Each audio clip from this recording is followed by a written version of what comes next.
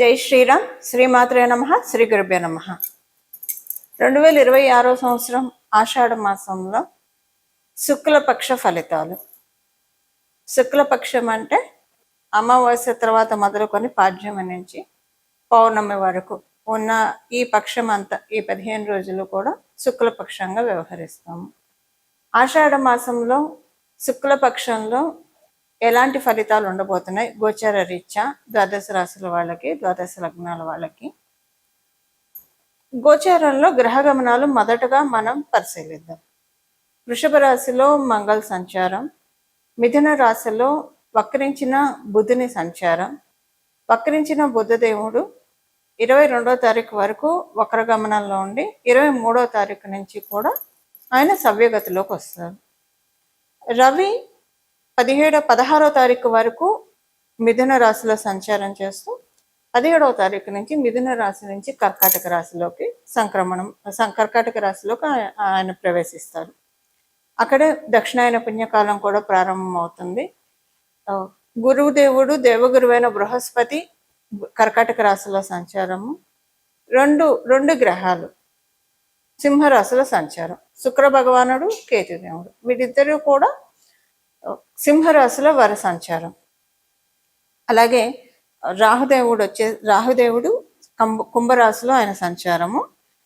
శనేశ్వరుడు మీనరాశిలో సంచారం. ఆఖరుదైన మీనరాశిలో ఆయన సంచారం ఉంది. ఇవి గోచారంలో ఉన్న గ్రహ గమనాలు. ఈ గ్రహ గమనాలను అనుసరించి ఈ సమయంలో ద్వాదశ రాశుల వాళ్ళకి, ద్వాదశ లగ్నాల వాళ్ళకి ఎలాంటి ఫలితాలు ఉంటాయి ఇది మనం చూద్దాము. ఈ పక్షం ఆఖరిలో శనీశ్వరుడు కూడా వక్రగతిలోకి వెళ్తున్నారు. ఇవి గోచార గ్రహ గమనాలు. ఈ గోచార గ్రహ గమనాలను అనుసరించి ఎలాంటి ఫలితాలు ఉంటాయి? ఈ ఫలితాలు అసలు తెలుసుకోవడానికి ముందుగా ఈ పక్షంలో గోచారంలో గ్రహాలు ఎలా స్థితిలో ఉన్నాయి? శుభత్వాన్ని సూచిస్తున్నారా, జాగ్రత్తని సూచిస్తున్నారా? ఇవి మనం ఇప్పుడు మాట్లాడుకుందాం. గోచారంలో బుధ భగవానుడు వక్రించి ఉన్నాడు. ఈ గోచారంలో లాస్ట్లో అంటే ఈ పక్షం ఆఖరిలో ఆయన వక్రగతిలోంచి బుధ భగవానుడు బయటకు వస్తాడు. ఈ పక్షం చివరిలో శనేశ్వరుడు వక్రగతిలోకి వెళ్తున్నాడు. ఇది ఈసారి ఉన్న ప్రత్యేక అంశము. బుధ భగవానుడు వక్రించి ఉండడం, ఆయన స్వక్షేత్ర గతుడై ఉన్నాడు. స్వక్షేత్ర గతుడై ఉండి వక్రగతిలో ఉండడము, అలాగే గురు భగవానుడు ఉచ్చ స్థానంలో ఉండడం, ఇదంతా కూడా స్పెషల్ గ్రహస్థితిగా మనం పరిగణించాలి. అయితే ఇప్పుడు దీన్ని దృష్టిలో పెట్టుకొని ద్వాదశ రాశుల వాళ్ళకి, ద్వాదశ లగ్నాల వాళ్ళకి ఎలాంటి ఫలితాలు ఉంటాయి ఈ విషయాన్ని మనం ఇప్పుడు చూద్దాం. కుంభరాశి, కుంభ లగ్నంలో పుట్టిన వాళ్ళకి, కుంభరాశిలో పుట్టిన వాళ్ళకి, కుంభలగ్నంలో పుట్టిన వాళ్ళకి ఈ శుక్ల పక్షంలో అనుకూలమైన ఫలితాలే చూస్తారు. మీకు ప్రతికూలంగా ఉన్న విషయాలు ఏవైతే ఉన్నాయో అవన్నీ కూడా స్టెప్ బై స్టెప్ అనుకూలంగా మారటం మీరు నోటీస్ చేస్తారు. అందరితో రిలేషను, ఆర్థికపరమైన సంబంధాలు, మానవ సంబంధాలు బలోపేతం అవుతాయి. సంతానానికి సంబంధించిన అనుకూలతలు ఉంటాయి. మొదటి వారం వరకు సంతానానికి సంబంధించి కొంచెం మీకు ప్రతికూలతలని కాదు కానీ ఒక దిగులు ఉంటుంది. వాళ్ళతోటి టైం స్పెండ్ చేయలేకపోతున్నాము, లేదంటే వాళ్ళని సరిగ్గా పట్టించుకోవట్లేదా, ఇలాంటి దిగులు కొంత ఉంటుంది. తర్వాత సెకండ్ వీక్కి ఇదేమీ క్యారీ ఓవర్ కాదు. అట్ ద సేమ్ టైం మీకు వృత్తి వ్యాపారాల్లో కూడా చాలా అనుకూలంగా ఉంది ఈ పక్షం అంతా. ఉద్యోగం చేసే వాళ్ళకి ఎలాంటి ఇబ్బంది లేదు. వ్యాపారం చేసే వాళ్ళకి మీ ప్రొడక్ట్స్ మీరు అమ్మే ముందు 1-2 సార్లు చూసుకోండి.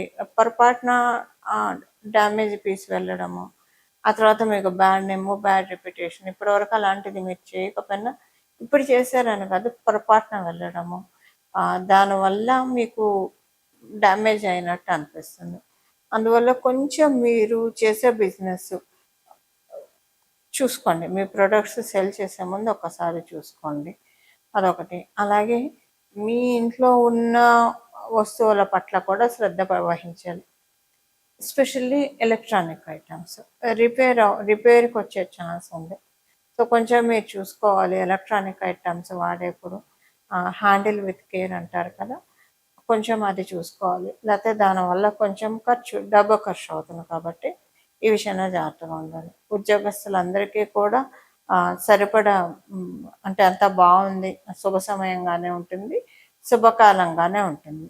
ఇది ఈ పక్షం యొక్క గోచర గ్రహస్థితుల ఫలితాలు కుంభరాశి కుంభలగ్నంలో పుట్టిన వాళ్ళు. పరిహారము ఈ పక్షంలో చేసుకోవాల్సిన పరిహారము. ఈ పక్షంలో 2 గ్రహాలు వక్రగతిలో ఉన్నాయి. అంటే ఒక గ్రహం వక్రగతిలోంచి బయటకు వస్తుంది, ఇంకొక గ్రహం వక్రగతిలోకి వెళ్తుంది. అంటే శనిశ్చరుడు వక్రగతిలోకి వెళ్తున్నాడు, బుధ భగవానుడు వక్రగతి నుంచి బయటకు వస్తున్నాడు. ఈ వక్రగతిలో నుంచి బయటికి రావడం ఇది బెనిఫిట్ అందరికీ. మిథున రాశిలో ఉండి ఆయన వక్రగతిలో నుంచి బయటికి రావడం చాలా మందికి బెనిఫిట్. అయితే శనీశ్వరుడు వక్రగతిలోకి వెళ్ళడం కొంతమందికి ప్లస్ ఉంటుంది, కొంతమందికి మైనస్ ఉంటుంది. ఎవరెవరికి ప్లస్ ఉంటుందంటే ఇప్పుడు ఇప్పుడున్న మనం దీంట్లో చూస్తే కనుక అర్ధాష్టమ శని, ఏలినాడు శని, అలాగే అష్టమ శని ఎవరెవరికైతే జరుగుతుందో వారికి శనీశ్వరుడు వక్రగతి మంచి ఇంపాక్ట్ చూపిస్తుంది. అష్టమ శని ఎవరికి ఉంది? సింహరాశి వాళ్ళకు ఉంది. అర్ధాష్టమ శని ధనుసు రాశి వాళ్ళకు ఉంది. ఏలినాడు శని కుంభరాశికి, మీనరాశికి, మేషరాశికి వీళ్ళకు ఉంది. వీళ్ళందరికీ కూడా ఒక రిలీవింగ్ ఫ్యాక్టర్. శనీశ్వరుడు వక్రగతిలోకి వెళ్ళడం, ఇన్నాళ్ళు అష్టమ శని వల్ల పడ్డ బాధలు కావచ్చు, అర్ధాష్టమ శని వల్ల పడ్డ ఇబ్బందులు కావచ్చు, ఏలినాడు శని వల్ల చూసిన ఉత్కృష్టమైన పరిస్థితులు కావచ్చు, వీటిలోంచి కొంత రిలీవింగ్ ఫ్యాక్టర్ ఉంటుంది. ఈ ఏలినాడు శని ప్రభావం కుంభరాశి వాళ్ళకి అంతగా ఉండదు. మకర కుంభరాశి వాళ్ళకి ఏలినాడు శని మేలే చేస్తుంది, చెరుపు చేయదు. అసలు వాస్తవంగా మాట్లాడుకోవాలంటే ఏలినాడు శనిలో అందరికీ ఏదో ఒక మంచి చేసి వెళ్తాడు. ప్రతి రాశి వాళ్ళకి ఏదో ఒక మంచి చేస్తాడు. ఆయన లాస్ట్లో చేస్తాడు మంచి, మధ్యలో అయినా చేస్తాడు, ఖచ్చితంగా ఒక మంచి చేస్తాడు. అయితే మకర కుంభరాశి వాళ్ళకి ఒక స్పెషల్ ప్రివిలేజ్, ఏలినాడు శని మంచి ఫలితాన్ని ఇస్తుంది. అందువల్ల కుంభరాశి వాళ్ళకి అంత పెద్ద ఇబ్బందులు అయితే ఏం లేదు ఏలినాడు శనిలో. అలాగని కొంచెం చిన్న చిన్న ఇష్యూస్ అయితే ఉన్నాయి అంతవరకే. ఇప్పుడు వీటిలోంచి అర్ధాష్టమ శని, అష్టమ శని, ఏలినాడు శనిలో ఉన్న వాళ్ళకి కొంత ఊరట ఉంటుంది. ఆయన వక్రగతిలో వెళ్ళడం వల్ల, శనీశ్వరుడు వక్రగతిలోకి వెళ్ళడం వల్ల ఊరట ఉంటుంది. అలాగే బుధ భగవానుడు వక్రగతిలో నుంచి బయటికి రావడం ఇది కూడా ఒక ఊరట. ఆయన స్వక్షేత్రంలో వక్రించడం అనేది అన్ని రాసుల వాళ్ళకి అంటే పూర్తిగా మంచిది కాదు అది. అదే శత్రు స్థానంలోనూ నీచ స్థానంలో ఉన్నప్పుడు వక్రిస్తే అది శుభ ఫలితాన్ని ఇస్తుంది. ఈయన వక్రగతిలో ఉంటే ఎవరికి ఎక్కువ స్పెషల్ ఫలితాలు ఉంటాయి అంటే కర్కాటక రాశికి బుధ భగవానుడు వక్రించడం వల్ల కర్కాటక రాశి వాళ్ళకి మంచి ఫలితాలు ఉంటాయి. ధనుసు రాశి వాళ్ళకి, మీనరాశి వాళ్ళకి మంచి ఫలితాలు ఉంటాయి.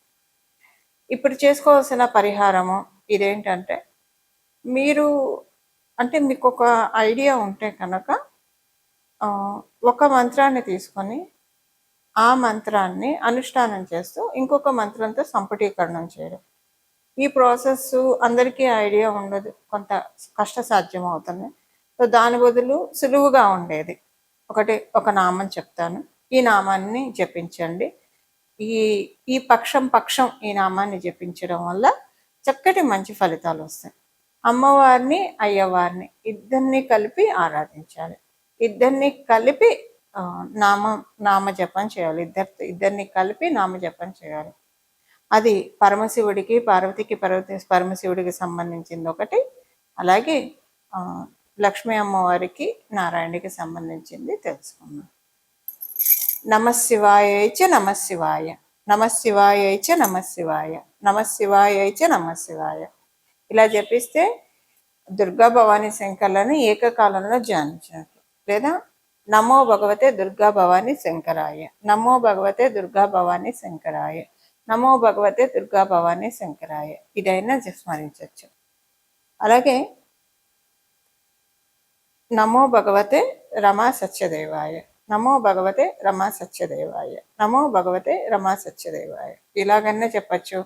నమో భగవతే శ్రీ సత్యదేవాయ, నమో భగవతే శ్రీ సత్యదేవాయ, నమో భగవతే శ్రీ సత్యదేవాయ అన్న స్మరించవచ్చు.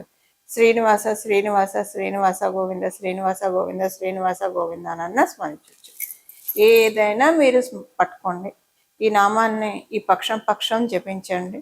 మనసులో మీరు ఇవి నామాలే కాబట్టి ఎప్పుడు దీనికే నియమ నిబంధనలు అంటే ఏమీ ఉండవు. మీరు ఎప్పుడు కూడా సర్వకాల సర్వావస్థల్లో ఈ నామాన్ని జపించుకోవచ్చు. మీరు బయటకు వెళ్తున్నారు, ఆఫీస్కి వెళ్తున్నారు, లేదా ఎక్కడన్నా ఉన్నారు, స్మరించుకోవచ్చు. నిద్ర పడుకున్నారు మంచం మీద, అప్పుడు కూడా నామజపానికి ఎటువంటి తప్పు లేదు, ఎలాంటి నియమాలు కూడా లేవు. భోజనం చేస్తున్నారు, భోజనం చేస్తూ స్మరించుకోవచ్చు. అసలు భోజనం కాలంలో భగవన్ నామస్మరణ చేస్తూనే భోజనం చేయాలి.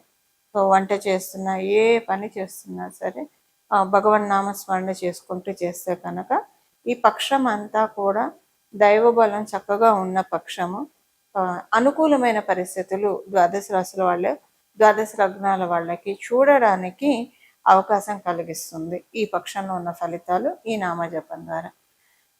ఇలా మనం అందరం కూడా భగవంతుడి కృపకి, లక్ష్మీనారాయణ కృపకి, దుర్గా భవానీ శంకర్ల కృపకి పాత్రలం కావాలని చెప్పి మనందరి తరఫున మనస్ఫూర్తిగా వేడుకుంటూ మంగళం.